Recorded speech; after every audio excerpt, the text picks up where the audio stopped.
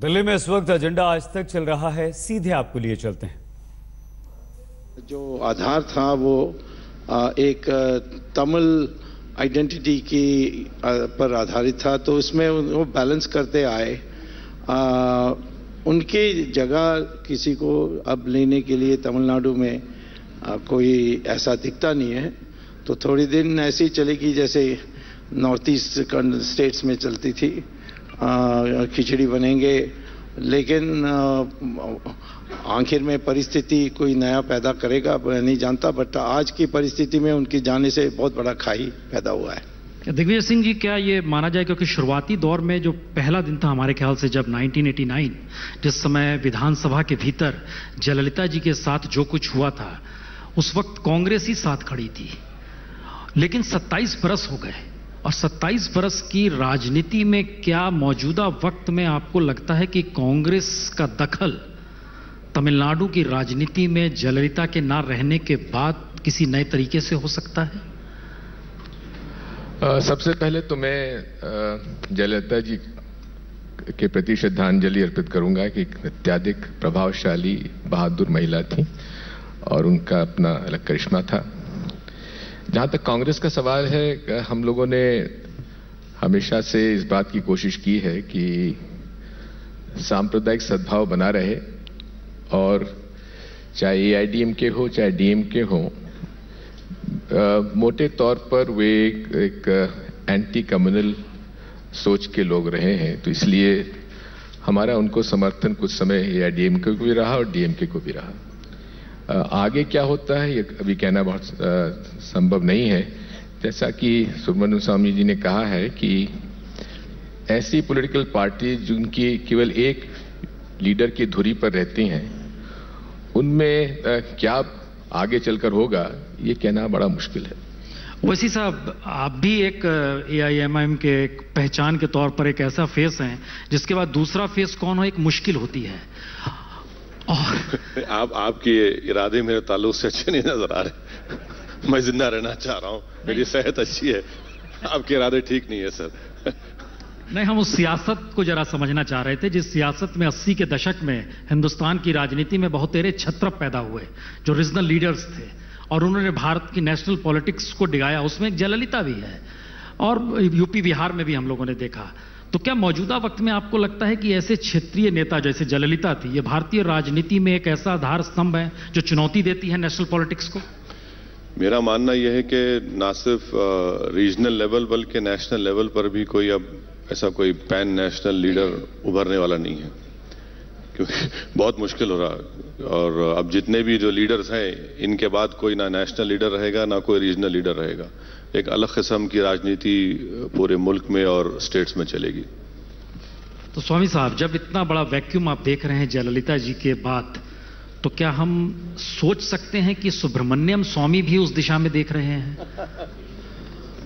मैं देख सकता हूं, परंतु मेरे पार्टी में बहुत लोग डर जाएंगे, क्योंकि 40 एमपीज हैं लोकसभा के तमिलनाडु के, तो मैं एक एमपी होकर इतना खतरा पैदा कर सकता हूं, तो 40 एमपीज को होगा तो क्या करूंगा।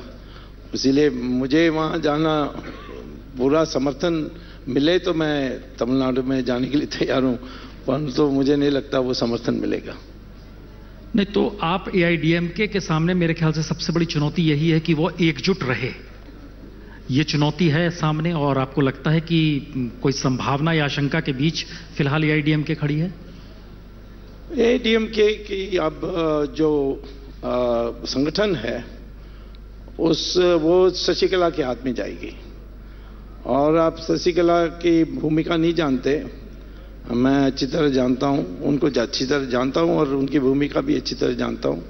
उनका कोई दृष्टिकोण राजनीति में, सिद्धांत में ऐसा कुछ नहीं है, सिर्फ कंट्रोल बेस्ड था, और जयललिता के सहयोगी रहकर उसने सारी चीजें, कैंडिडेट सिलेक्शन, पैसा बांटने का ये सारा काम किया। अब वो महामंत्री रहकर संतुष्ट नहीं होने वाली है, तो ये पनीर सेल्वम तो पनीर जैसा ही है, तो इसीलिए वो मुझे लगता है कि वो प्रयास करेगी शशिकला इस सत्ता को प्राप्त करने के लिए, और उसमें झगड़ा होगा, क्योंकि जिस जाति को वो रिप्रेजेंट करती है उससे बाकी जाति यानी विरोध में आ जाएंगे। जयललिता की एडवांटेज थी, ब्राह्मण होने के कारण सारी जाति उसको मानने के लिए तैयार थे, परंतु जो डोमिनेंट जाति है तेवर कम्युनिटी, जिसमें शशिकला एक प्रतिनिधि है, वो उनको बाकी पार्टी में मानेंगे नहीं। तो मुझे लगता है कि विभाजन की ओर एडीएम की जा रही है। और ये कैसा संयोग है कि इस वक्त जो तमिलनाडु के मुख्यमंत्री हुए हैं वह भी चाय ही बेचते थे पहले, ये आपको जानकारी है? कौन? पेनिसलम जो है वो उनके हालांकि खेतीबाड़ी के परिवार से आते हैं, लेकिन उनके बारे में आया कि वह भी पहले चाय ही बेचा करते थे। शशिकला? नहीं, शशिकला नहीं, हाँ। पेनिसलम जो है। ओ पनीरसेल्वम, हाँ हाँ, वो तो दुकानदार थे। तो हाँ, वो परंतु उसको तो वो नुमाइंदे के रूप में आया है, क्योंकि जयललिता को उनसे कोई खतरा नहीं था कि मुख्यमंत्री बनने के बाद वो उसको घर भेजने के, क्योंकि 3 बार जयललिता को पद से उतरना पड़ा ये करप्शन केस के कारण। तो उस समय सबसे विश्वसनीय व्यक्ति ये था, इसीलिए मैं उसको पनीर कहता हूँ। जो जिसे जैसे दबाओगे वैसे दबेगा। तो उसका कोई मेरे ख्याल में ना उसकी बुद्धि है ना उसकी सोच है कि वो इस गद्दी को पकड़ के रख सकते हैं। तो दिग्विजय सिंह जी, हम लोग जिस राजनीतिक मोड़ पर इस देश में खड़े हुए हैं, हम इसको अब देश के मुद्दे से भी जोड़ना चाह रहे हैं। अजीबोगरीब संयोग है, हम लोग 21वीं सदी में है, बात हो रही है कि भारत कहाँ कॉम्पीट करेगा, वो अमेरिका की तरफ भी देखता है। लेकिन आप ध्यान दें तो जयललिता ने पहचान दी 1 रुपए चावल। बच्चा नहीं पाल सकते हैं तो राज्य गोद में ले लेगा, बच्चियों को मुश्किल है तो गोल्ड दिया जाएगा, 50,000 रुपए दिए जाएंगे, आपको ग्राइंडर दिया जाएगा, आपको टेबल फैन दिया जाएगा, आपको दवाइयां दी जाएंगी। और उसके बाद ये राजनीतिक प्रयोग बंगाल में भी नजर आया, छत्तीसगढ़ में भी नजर आया, दिल्ली में भी बिजली पानी के तौर पे नजर आया। यानी एक ऐसी सियासत हिंदुस्तान की जिसमें सत्ता रईस होती चली जा रही है, राजनीति महंगी होती चली जा रही है, और जनता 1 रुपए चावल और 2 रुपए चावल में वोट देके आपको स्थापित कर देती है। हिंदुस्तान की ये त्रासदी है या राजनीति की ताकत है? प्रधान जी, आपने ठीक कहा है, ये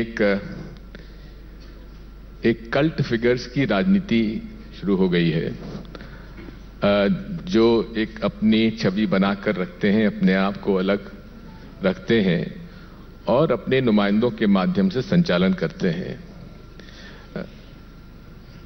विचारधारा की राजनीति अब धीरे धीरे पीछे जाती जा रही है और इस तरह से चावल, टेलीविजन, हर तरह के फ्रीबाइज बांटना एक ये अमूमन बात बनती चली जा रही है। आज देश में सारी लड़ाई विचारधारा की है। देश को आप कहां ले जाना चाहते हैं? अब आप देखते हैं कि एक तरफ केवल धर्म के आधार पर लोग अपनी राजनीति करते हैं, चाहे हिंदू हो चाहे मुसलमान हो। दूसरी तरफ राजनीति होती है कि कौन गरीब का कितना पक्ष लेता है। भारतीय जनता पार्टी पूर्व में एक मिडिल क्लास ट्रेडिंग कम्युनिटी की पार्टी मानी जाती थी, लेकिन धीरे धीरे आप देख रहे हैं कि नरेंद्र मोदी जी वहां से अपनी पार्टी को राइट ऑफ सेंटर से धीरे धीरे से लेफ्ट ऑफ सेंटर ले जाने की बात कर रहे हैं, गरीबों की बात कर रहे हैं, गरीबी मिटाने की बात कर रहे हैं। ये अपने आप में एक मेजर शिफ्ट में देखता हूं आज नेशनल पॉलिटिक्स में। तो इस पॉलिटिक्स के केंद्र में विचारधारा है, इशू है, या खुद प्राइम मिनिस्टर मोदी है? विचारधारा है। वैसी साहब, विचारधारा है या प्राइम मिनिस्टर मोदी खुद हैं? ये सवाल स्वामी साहब दे सकते हैं, मैं नहीं दे सकता। वो जवाब देंगे आप? नहीं, मुझे अब तक समझ में नहीं आया कि प्राइम मिनिस्टर क्या चाहते हैं। एक तरफ तो हम कहते हैं कि जयललिता ने मिक्सर दिया, ग्राइंडर दिया, सब चीजें दी। दूसरी तरफ प्रधानमंत्री ने जिनके पास अकाउंट नहीं है उनके पैसों को खत्म कर दिया। ये हमारे लीगल पार्लमेंट में कहते हैं कि थियोरी ऑफ एमिनेंट डोमिनेंस। यानी कैसी हुकूमत है ये कि 50% हिंदुस्तानियों के पास अकाउंट नहीं है और कहते हैं कि 500,000 रुपये हम खत्म कर दिए। ये कॉन्स्टिट्यूशनली भी अनकॉन्स्टिट्यूशनल है, इलीगल है। आर्टिकल 300A प्रॉपर्टी में पैसा आता है और ये हुकूमत तो गरीबों की दुश्मन है। मोदी जी लाख कह दें मित्रों मित्रों जहां जाकर कह दें, मगर ये गरीबों के खिलाफ हैं। ये 500 रुपये 1000 की जो खत्म कर दिए, 50% लोगों के पास अकाउंट नहीं है। और पहले शुरू हुआ काउंटरफीट करेंसी, टेररिज्म, नेशनलिज्म। जब पूरा फेल हो गया तो अब आ गए कैशलेस इकोनॉमी। हिंदुस्तान दुनिया में दूसरा बड़ा मुल्क है जहां पर इंटरनेट बंद हो जाता है। तो नहीं मालूम किस राह पर मोदी जी ले जाना चाहते हैं।